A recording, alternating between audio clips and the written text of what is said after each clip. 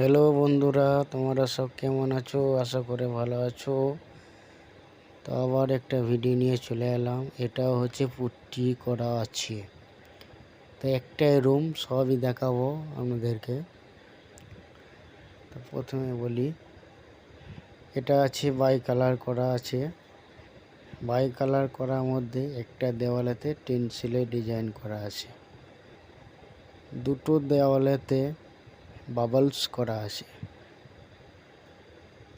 আকাশেতে design আকাশ করা আছে। রংটা হচ্ছে এশিয়ান পেন্ট রং, রয়্যাল শাইন।